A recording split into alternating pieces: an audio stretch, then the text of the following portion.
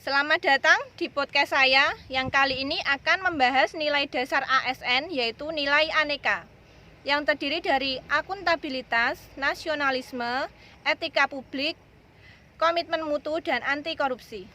Saat ini saya sedang bersama Bapak Sukirno Esos MM selaku Kabid Pengembangan dan Keselamatan Transportasi di Dinas Perhubungan Kabupaten Bojonegoro.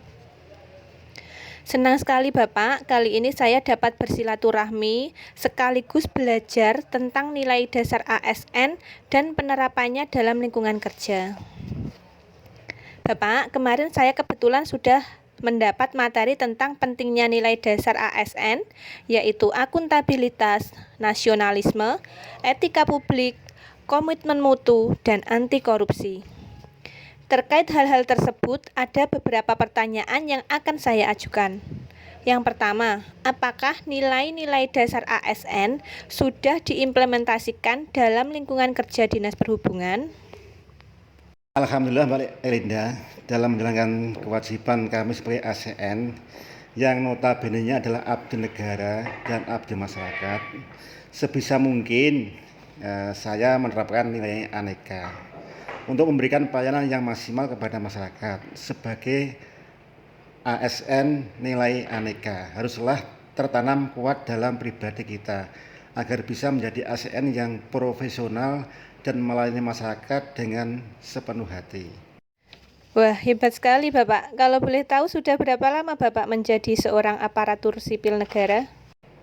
Saya mulai bekerja di ASN tahun 86. Sehingga sampai saat ini saya sudah bekerja sekitar 34 tahun.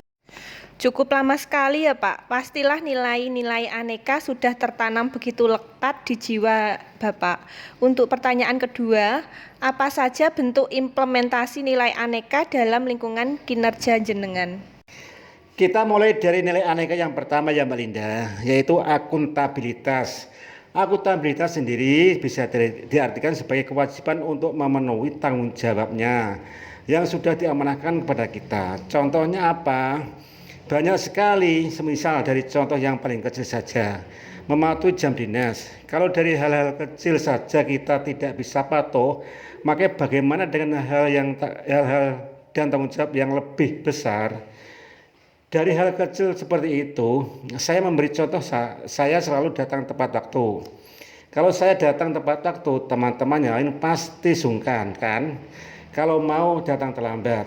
Dan dengan kita datang tepat waktu, maka pelayanan yang kita berikan akan lebih maksimal. Iya Bapak, benar sekali. Memang seorang pemimpin yang kami harapkan adalah pemimpin yang memberikan contoh, tidak hanya pemimpin yang memberikan perintah. Kemudian untuk nilai yang kedua Bapak. Nilai yang kedua adalah nasionalisme. Bisa diartikan sebagai sikap yang memiliki kesetiaan terhadap bangsanya, yang dengan ini akan berusaha memberikan segala yang terbaik untuk kemajuan bangsa dan untuk kesejahteraan rakyatnya. Kita ambil lagi contoh sederhana saja. Kebetulan kita sedang berada di bulan Agustus, bulan dirgahayunya bangsa Indonesia. Kita bisa ikut berpartisipasi dalam memeriahkan hari ulang tahun Republik Indonesia dengan menghias kantor, memasang bendera, umbul-umbul, dan lain sebagainya. Selain itu kita bisa melakukan apel pagi untuk koordinasi seperti dalam sila keempat Pancasila, musyawarah untuk mufakat. Jadi ada beberapa kebijakan yang perlu didiskusikan agar bisa diterima oleh semua pihak. Oh ya, di Zoom ini ada grup Gowes Ceria yang biasanya setiap hari Sabtu atau Minggu kita melakukan gowes bersama-sama untuk meningkatkan kebugaran.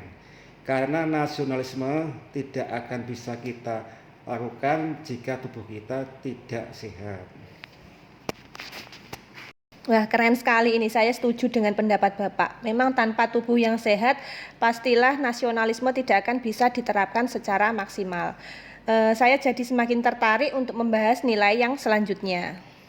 Iya Mbak Linda, jadi penerapan nilai aneka tidak usah dibayangkan terlalu muluk-muluk. Kita mulai dari hal-hal kecil, kita budayakan untuk pengapresiasiannya. nanti insya Allah akan terbiasa ketika menghadapi hal-hal yang lebih besar. Untuk nilai selanjutnya bagaimana Bapak? Maaf saya jadi lebih bersemangat ini mendengar cerita-cerita dari jenengan. Anak muda sekarang sebenarnya begitu, harus semangat, inovatif, dan kreatif. Seperti nilai aneka yang selanjutnya yaitu etika publik dan komitmen mutu. Ini saya jadikan satu saja ya, kebetulan di Dinas Perhubungan Kabupaten Bojonegoro sedang launching sistem Sukirno. Yang dimaksud dengan sistem Sukirno itu bagaimana Pak ya? Ini nama jenengan atau sebuah sistem yang dibangun di Dinas Perhubungan? Jadi Sukirno itu sebenarnya bukan dari nama saya, namun Sukirno itu oleh teman-teman saya dibuat singkatan, yaitu perpanjangan dari sistem ujikir online. Sukirno ini merupakan sebuah sistem berbasis web guna membantu dan mempermudah para pemilik kendaraan bermotor wajib uji dalam melakukan proses pendaftaran dan pengujian kendaraan bermotor. Sistem ini berbasis web, tinggal search dengan sukirno.bojonegorokap.go.id pada browser. Bisa menggunakan handphone atau PC dan tinggal mengisi data-data ditampilkan. Kelebihan dari sistem ini adalah memberi akses 24 jam bagi para pemohon ujikir dalam melakukan pendaftaran. Pemohon bisa mendapat nomor antrian serta rincian pembayaran secara umum. Serta pemohon bisa memilih hari dan jam pelayanan sesuai dengan yang dikehendaki.